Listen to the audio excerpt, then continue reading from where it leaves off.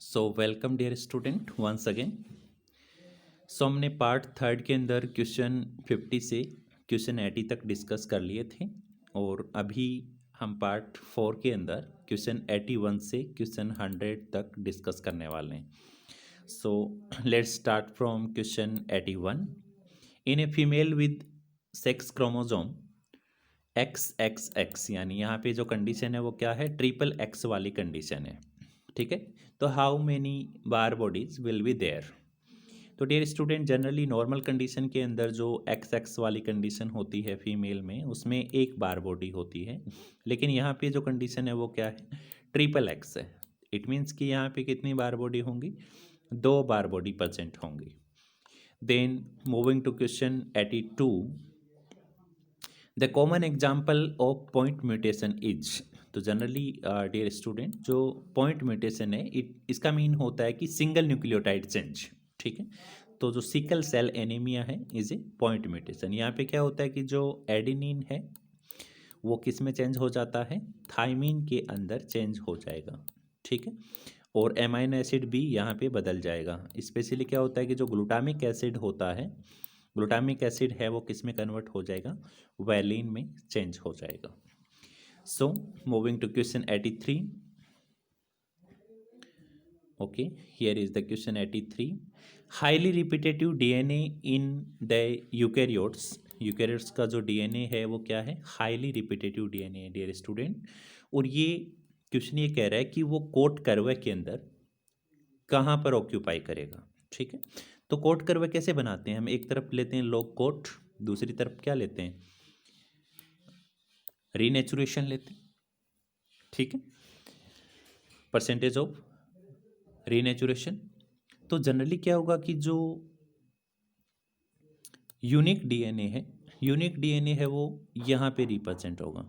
Moderate वाला है वो कोट कर्व में यहाँ पर आएगा, और जो हाईली रिपीटेटिव वाला है वो यहाँ पर आएगा। क्यों, आप देखिए इसको समझते हैं। यूनिक डीएनए इसका मीन्स कि इसके अंदर रिपीटेटिव सीक्वेंस नहीं है, सारे के सारे यूनिक सीक्वेंस हैं। तो इससे रीनेचुरेशन होने में या डीनेचुरेशन होने में इसको क्या लगेगा, टाइम लगेगा। ठीक है, तो इसका क्या होगा, स्लो होगा। मॉडरेट वाले में क्या होगा कि कुछ रिपीटेटिव और कुछ रिपीटेटिव नहीं है, तो इसे मीडियम वाला टाइम लगेगा।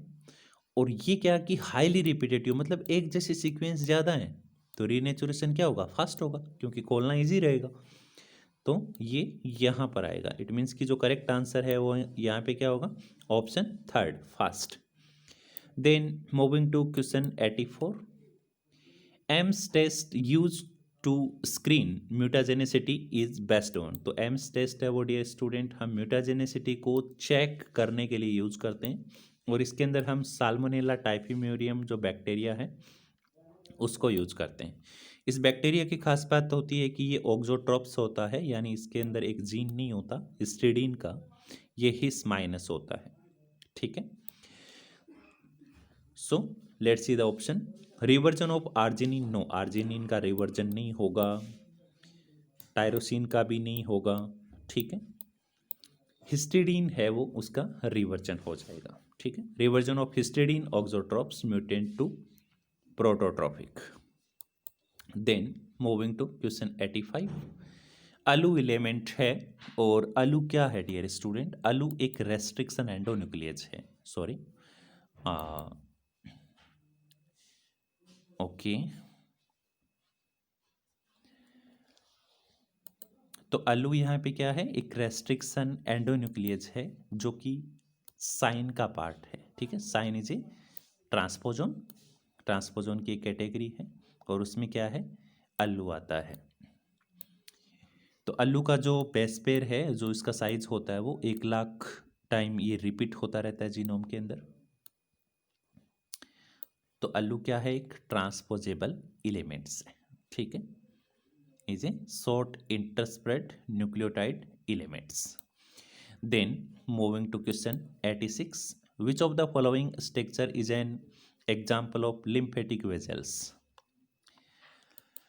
तो lymphatic vessels है, सबसे पहले हम समझते हैं कि जो लिम्फेटिक सिस्टम है वो डियर स्टूडेंट सर्कुलेटरी सिस्टम और इम्यून सिस्टम दोनों से मिलकर बना होता है। ठीक है, तो सर्कुलेटरी सिस्टम के अंदर जनरली क्या होता है कि जो वेस्ट होता है वो सर्कुलेटरी सिस्टम पूरा टिश्यू से वेस्ट को अपटेक नहीं कर सकता। तो वहाँ पर क्या होता है कि जो लिम्फेटिक सिस्टम है वो इस वेस्ट को अपटेक कर सकता है, और इसका जो कनेक्शन होता है वो किसके साथ है, थोरेसिक डक्ट के साथ है। Then moving to question next 87, which connective tissue cells are responsible for synthesising collagen fibre. ठीक है, तो डियर स्टूडेंट, जो फाइब्रोब्लास्ट सेल्स हैं वो कोलाजन फाइबर का सिंथेसिस करती हैं। ठीक है, so option B must be correct. Then moving to question 88, structure in descending order related to bile duct. ठीक है, तो डिसेंडिंग ऑर्डर के अंदर हमें बताना है। तो देखिए ये स्टोमक है, और स्टोमक में ये जो ग्रू है इसे बोलते हैं हम लेसर ओमेंटम, और यहाँ पर गैल ब्लेडर है, गैल ब्लेडर से बाइल डक्ट निकल रहा है। ठीक है, और ऊपर की तरफ लीवर है, यानी लीवर से क्या आता है, बाइल आता है, और गैल ब्लेडर में आके क्या हो जाता है, स्टोर हो जाता है। गैल ब्लेडर सिर्फ बाइल को स्टोर करने का काम करता है। ठीक है, उसके बाद में ये बाइल डक्ट है वो आके कहाँ खुलेगी, कॉमन हेपेटिक डक्ट के अंदर यहाँ पर आके खुल जाएगी। ठीक है, और इसके पास में यहाँ पे क्या है, पेनक्रियाज है, पेनक्रियाज का हेड पार्ट है, इसका बॉडी पार्ट है, एंड इसका टेल पार्ट है।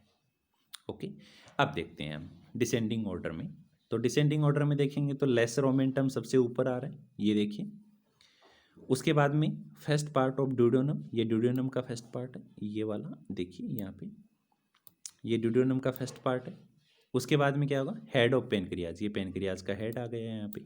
ठीक है, तो ऑप्शन थर्ड है वो करेक्ट होगा, lesser omentum, first part of duodenum and head of pancreas, ये डिसेंडिंग ऑर्डर है। Okay, so moving to question 89, coronary artery arise from. तो कोरोनरी आर्टरी है इसका, ये कहाँ से निकलती है, कहाँ से अराइज होती है, ये असेंडिंग अरोटा से अराइज होती है। Then moving to question next, which of the following structure is known to maintain the shape of a cell. तो सेल की जो शेप है, यानी कि वो एक सर्कुलर में रहे, या आरबीसी है तो वो एक सिकल शेप में रहे, ये शेप कौन मेंटेन करता है, माइक्रोट्यूबल्स हैं वो क्या करती हैं, मेंटेन करती हैं। एक्चुअली एक्टिन फिलामेंट्स यानी जो माइक्रो फिलामेंट्स होते हैं वो भी सेल शेप को मेंटेन करने में अपना रोल प्ले करते हैं, लेकिन वो यहाँ पर ऑप्शन में है नहीं। Then moving to question 91, the technique use to detect the presence of DNA और RNA in a non fractionated DNA sample. तो नॉन फ्रैक्शनेटेड जो डीएनए सैंपल है उसके अंदर हम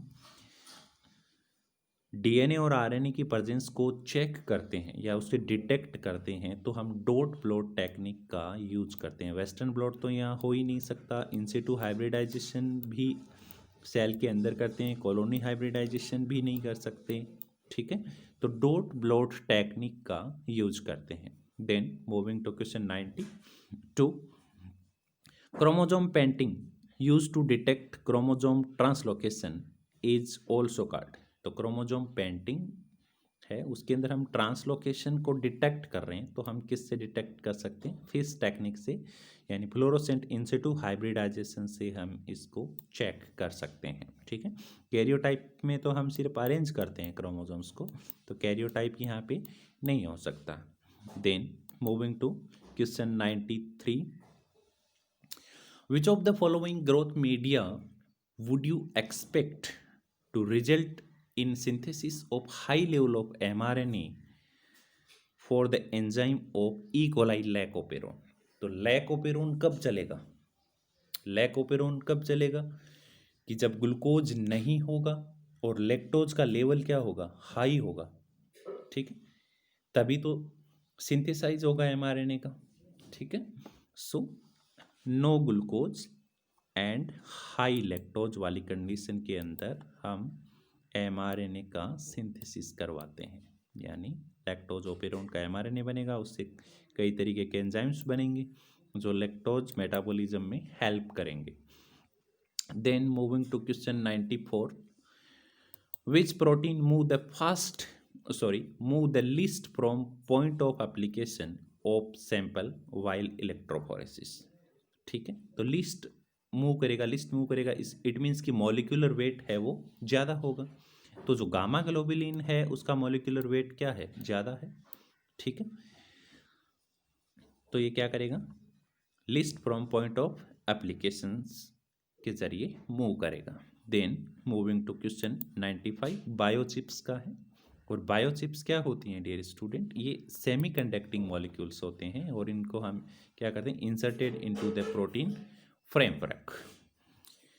बायोचिप्स कई तरीके के होते हैं, जैसे माइक्रो एरे भी एक बायोचिप्स का एग्जाम्पल है।